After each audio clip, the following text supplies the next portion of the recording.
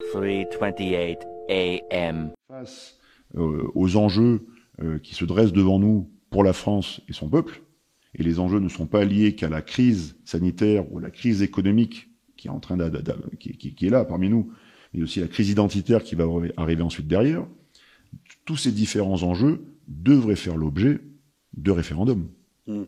Et pas de mesurettes ou d'actions cachées prises à l'ombre d'un conseil de défense.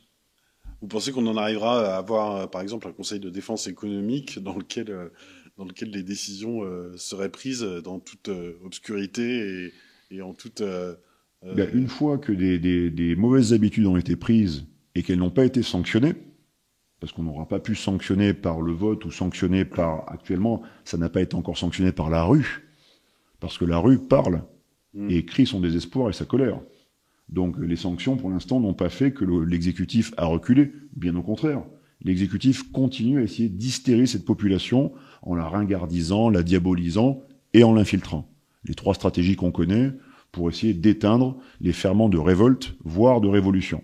Quand vous dites en l'infiltrant, vous pensez aux Black Blocs qui viennent pourrir les manifestations, par exemple, ou vous avez des éléments sérieux de penser que les manifestations sont noyautées par des éléments qui visent à les discréditer? Elles ne sont jamais largement noyautées, mais il peut y avoir de l'infiltration d'éléments qui vont servir à apporter une mauvaise image d'une manifestation. C'est-à-dire que vous avez un cortège, par exemple, de 10 000 personnes, il suffit qu'il y ait un échauffourée autour de 20 personnes, toutes les caméras vont être braquées dessus, et l'image qui va ressortir de la manifestation, ce sont des gens violents, alors que tout le reste de la manifestation, à 99%, c'est très bien passé.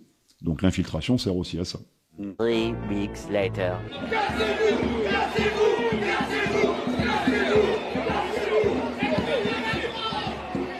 Des policiers en civil non identifiables ont infiltré aujourd'hui le cortège contre le pass sanitaire à Marseille, les manifestants les ayant reconnus tentent de les chasser.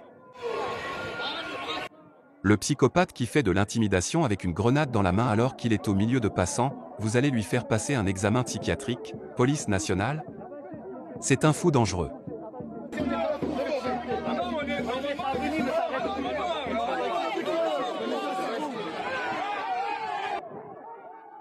La semaine dernière, ils ont sorti les matraques télescopiques pour transformer la place de la mairie en terrain de chasse. Ils ont été filmés aujourd'hui par quelqu'un d'autre.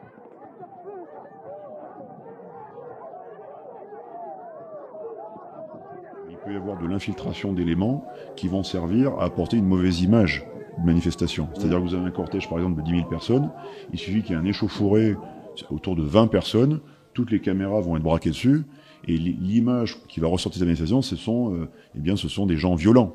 Alors que tout le reste de la manifestation, à 99%, c'est très bien passé. Donc l'infiltration sert aussi à ça.